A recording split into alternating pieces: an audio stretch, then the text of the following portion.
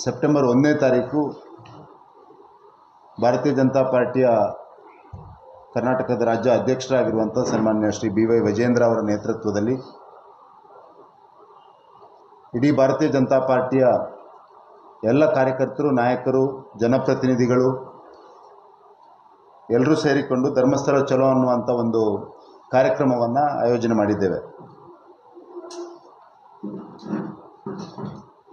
ಸಮಸ್ತ ಹಿಂದೂ ಸಮಾಜದ ಶ್ರದ್ಧಾ ಕೇಂದ್ರವಾಗಿರುವಂಥ ಶ್ರೀ ಕ್ಷೇತ್ರ ಧರ್ಮಸ್ಥಳ ಮಂಜುನಾಥ ಸ್ವಾಮಿಯ ಈ ಪುಣ್ಯಕ್ಷೇತ್ರದ ವಿರುದ್ಧ ಹಲವಾರು ಅಪಪ್ರಚಾರಗಳು, ಆರೋಪಗಳು, ಸುಳ್ಳು ಆಪಾದನೆಗಳು, ಯಾವುದೇ ಸಾಕ್ಷ್ಯಾಧಾರಗಳು ಇಲ್ಲದೆ ಒಂದು ರೀತಿಯ ಹಿಂದೂ ಭಾವನೆಗಳಿಗೆ ಧಕ್ಕೆ ತರುವಂಥ ಒಂದು ಪ್ರಯತ್ನ ನಡೀತಿರುವಂಥ ಸಂದರ್ಭದಲ್ಲಿ ನಮ್ಮ ಸನ್ಮಾನ್ಯ ರಾಜ್ಯಾಧ್ಯಕ್ಷರಾದಂಥ BY ವಿಜೇಂದ್ರ ಅವರು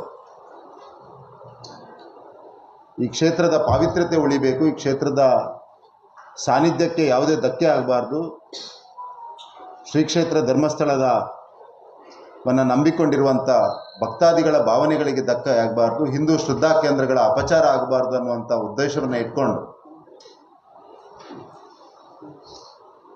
ಮೊದಲನೇ ಬಾರಿಗೆ ನಮ್ಮ ರಾಜ್ಯಾಧ್ಯಕ್ಷರು ಮತ್ತು ಎಲ್ಲ ನಾಯಕರು ನಾವು ಧರ್ಮಸ್ಥಳ ಶ್ರೀ ಕ್ಷೇತ್ರಕ್ಕೆ ಬಂದು ಶ್ರೀ ಕ್ಷೇತ್ರದ ಜೊತೆಗೆ ಇದ್ದೇವೆ, ಧರ್ಮಸ್ಥಳ ಜೊತೆಗೆ ಇದ್ದೇವೆ, ಹಿಂದೂ ಭಕ್ತರ ಜೊತೆಗೆ ಇದ್ದೇವೆ, ಹಿಂದೂ ಸಮಾಜದ ಒಟ್ಟಿಗೆ ಇದ್ದೇವೆ ಅನ್ನುವಂಥದ್ದನ್ನು ಈಗಾಗಲೇ ಹಿಂದಿನ ಪ್ರವಾಸದ ಸಂದರ್ಭದಲ್ಲಿ ನಾವು ತೋರಿಸಿಕೊಟ್ಟಿದ್ದೇವೆ. ಮತ್ತು ಇವತ್ತು ಇಡೀ ರಾಜ್ಯದ ನಮ್ಮ ಭಾರತೀಯ ಜನತಾ ಪಾರ್ಟಿ ಎಲ್ಲ ಕಾರ್ಯಕರ್ತರು ಒಟ್ಟು ಸೇರಿ ಧರ್ಮಸ್ಥಳ ಚಲೋ ಅನ್ನುವಂಥ ಕಾರ್ಯಕ್ರಮ ಮಾಡಿಕೊಂಡು ಭಾರತೀಯ ಜನತಾ ಪಾರ್ಟಿ ಯಾವತ್ತಿದ್ರೂ ಸನಾತನವಾದ ಹಿಂದೂ ಸಂಸ್ಕೃತಿಯ ಜೊತೆಗೆ, ಹಿಂದೂ ಶ್ರದ್ಧಾ ಕೇಂದ್ರಗಳ ಜೊತೆಗೆ,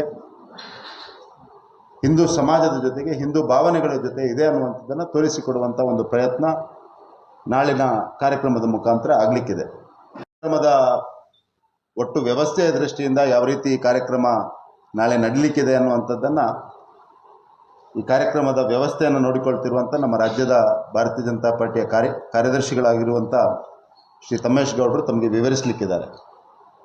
ನಾಳಿನ ಕಾರ್ಯಕ್ರಮದಲ್ಲಿ ನಮ್ಮ ರಾಜ್ಯ ಅಧ್ಯಕ್ಷರ ಜೊತೆಗೆ ಕೇಂದ್ರದ ಸಚಿವರಾದಂಥ ಪ್ರಹ್ಲಾದ್ ಜೋಶಿ ಅವರು, ವಿ ಸೋಮಣ್ಣ ಅವರು, ಶೋಭಾ ಕರಂದ್ಲಾಜೆ ಅವರು, ನಮ್ಮ ರಾಜ್ಯದ ಎಲ್ಲ ಕೋರ್ ಕಮಿಟಿ ಸದಸ್ಯರುಗಳು, ರಾಜ್ಯದ ಎಲ್ಲ ಸಂಸತ್ ಸದಸ್ಯರುಗಳು, ಶಾಸಕರುಗಳು, ನಮ್ಮ ರಾಜ್ಯದ ಎಲ್ಲ ಪದಾಧಿಕಾರಿಗಳು, ನಮ್ಮ ಕರ್ನಾಟಕದ ಉಸ್ತುವಾರಿ ಆಗಿರುವಂಥ ಶ್ರೀ ಸುಧಾಕರ್ ರೆಡ್ಡಿ ಅವರು ಮತ್ತು ನಮ್ಮ ಎಲ್ಲ ಜಿಲ್ಲಾ ಅಧ್ಯಕ್ಷರುಗಳು, ಜಿಲ್ಲೆಯ ಪದಾಧಿಕಾರಿಗಳು ಜೊತೆಗೆ ಸಹಸ್ರಾರು ಸಂಖ್ಯೆಯಲ್ಲಿ, ಲಕ್ಷಾಂತರ ಸಂಖ್ಯೆಯಲ್ಲಿ ನಮ್ಮ ಕಾರ್ಯಕರ್ತರುಗಳು ಈ ಕಾರ್ಯಕ್ರಮದಲ್ಲಿ ಭಾಗವಹಿಸಲಿಕ್ಕಿದ್ದಾರೆ.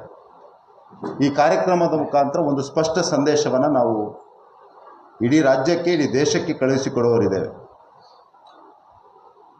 ಒಂದು ಶ್ರದ್ಧಾ ಕೇಂದ್ರದ ಅಪಮಾನ ಮಾಡುವಂಥದ್ದು, ಅಪಪ್ರಚಾರ ಮಾಡುವಂಥದ್ದು ಭಾರತೀಯ ಜನತಾ ಪಾರ್ಟಿ ಯಾವತ್ತಿಗೂ ಸಹಿಸೋದಿಲ್ಲ ಅನ್ನುವಂಥ ಸ್ಪಷ್ಟ ಸಂದೇಶವನ್ನು ನಾಳಿನ ಈ ಧರ್ಮಸ್ಥಳ ಚಲೋ ಕಾರ್ಯಕ್ರಮದ ಮುಖಾಂತರ ನಾವು ಕಳಿಸಿಕೊಳ್ಳಲಿಕ್ಕಿದ್ದೇವೆ.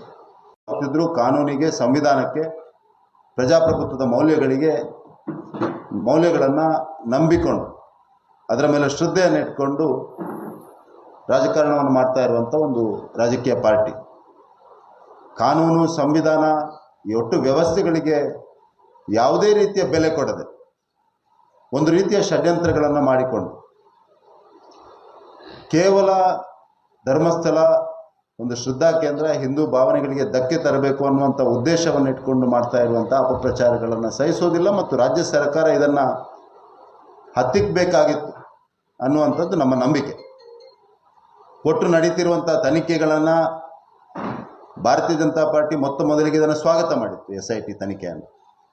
ಆದರೆ ತನಿಖೆ ಯಾವ ದಿಕ್ಕಲ್ಲಿ ಹೋಗ್ತಾ ಇದೆ ಅನ್ನುವಂಥದ್ರ ಬಗ್ಗೆ ಎಲ್ರಿಗೂ ಸಂಶಯ ಬರುವಂಥ ಸಂದರ್ಭದಲ್ಲಿ ಇದರ ಒಟ್ಟು ಎಲ್ಲ ಆಯಾಮಗಳಲ್ಲಿ ತನಿಖೆ ಆಗಬೇಕು.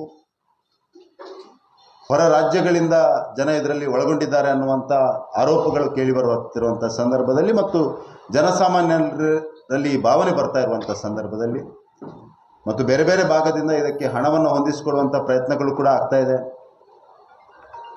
ಕಮ್ಯುನಿಸ್ಟ್ ಪಾರ್ಟಿ, SDPI ನಂಥ ಸಂಘಟನೆಗಳು ಇದರ ಬೆನ್ನಿಗೆ ನಿಂತಿದೆ. ಈ ಅಪಪ್ರಚಾರ ಮಾಡುವಂಥ ಪ್ರಕ್ರಿಯೆಯಲ್ಲಿ ಅವರು ಕೂಡ ಇದ್ದಾರೆ ಅನ್ನುವಂಥದ್ದು ಕೂಡ ಎಲ್ಲರ ಗಮನಕ್ಕೆ ಬಂದಿರುವಂಥ ಈ ಸಂದರ್ಭದಲ್ಲಿ ನಾನು ನೇರವಾಗಿ ಈ ಸಂದರ್ಭದಲ್ಲಿ ಹೇಳ್ತಾ ಇದ್ದೇನೆ, SDPI ಅನ್ನುವಂಥ ಒಂದು ಸಂಘಟನೆ ಇದು PFIನ ರಾಜಕೀಯ ಮುಖವಾಣಿ. PFI ಇವತ್ತು ದೇಶದಲ್ಲಿ ನಿಷೇಧಿತ ಆಗಿರುವಂಥ ಒಂದು ಸಂಸ್ಥೆ. ನಾನು ಹಿಂದೆ ಒಂದು ಸಂದರ್ಭದಲ್ಲಿ ಪತ್ರಿಕಾಗೋಷ್ಠಿ ಮಾಡುವಂಥ ಸಂದರ್ಭದಲ್ಲಿ ಕೂಡ ಹೇಳಿದ್ದೆ, ಒಂದು ಇನ್ವೆಸ್ಟಿಗೇಟಿವ್ ಜರ್ನಲಿಸಮ್ ಆಗಿದೆ. ಇಂಡಿಯಾ ಟುಡೇ ಮಾಡಿರುವಂಥ ಇನ್ವೆಸ್ಟಿಗೇಟಿವ್ ಜರ್ನಲಿಸಮಲ್ಲಿ PFIನ ಆಕ್ಟಿವಿಸ್ಟ್ಗಳು ಇವತ್ತು SDP ಆಕ್ಟಿವಿಸ್ಟ್ಗಳಾಗಿ ಕೆಲಸ ಮಾಡ್ತಾ ಇದ್ದಾರೆ. PFI ನೇರವಾಗಿ ರಾಷ್ಟ್ರ ವಿರೋಧಿ ಚಟುವಟಿಕೆಗಳಲ್ಲಿ, ಹಿಂದೂ ವಿರೋಧಿ ಚಟುವಟಿಕೆಗಳಲ್ಲಿ ತೊಡಗಿಕೊಂಡಿರೋದಕ್ಕೆ ಹಲವು ಉದಾಹರಣೆಗಳಿದೆ. ಹಾಗಾಗಿ PFI ಬೇರೆ ಅಲ್ಲ, SDPI ಬೇರೆ ಅಲ್ಲ ಅನ್ನುವಂಥದ್ದು ನಮ್ಮ ಸ್ಪಷ್ಟವಾದಂಥ ನಂಬಿಕೆ. ಮತ್ತು ಈ ರಾಜ್ಯದಲ್ಲಿ ಕಳೆದ ಬಾರಿ ನಡೆದಂಥ ಚುನಾವಣೆಯಲ್ಲಿ ಕಾಂಗ್ರೆಸ್ SDPIನ ಜೊತೆಗೆ ಹೊಂದಾಣಿಕೆ ಮಾಡಿಕೊಂಡು ರಾಜಕಾರಣ ಮಾಡಿದ್ದೆ, ಚುನಾವಣೆ ಎದುರಿಸಿದೆ. ಈ ಜಿಲ್ಲೆಯಲ್ಲಂತೂ SDPIನ ಒಂದು ರೀತಿಯಲ್ಲಿ ಕಾಂಗ್ರೆಸ್ ಪೋಷಣೆ ಮಾಡಿಕೊಂಡು ನಡೆಸ್ತಾ ಇದೆ. ಹಾಗಾಗಿ ಎಲ್ಲ ಆಯಾಮಗಳ ತನಿಖೆಗಳು ಕೂಡ ಆಗಬೇಕು ಅನ್ನುವಂಥ ದೃಷ್ಟಿಯಿಂದ ನಮ್ಮ BJP ಕರ್ನಾಟಕದ ಆಗ್ರಹ ಇರುವಂಥದ್ದು ಇದು NIA ತನಿಖೆ ಆಗಬೇಕು ಅನ್ನುವಂಥದ್ದು.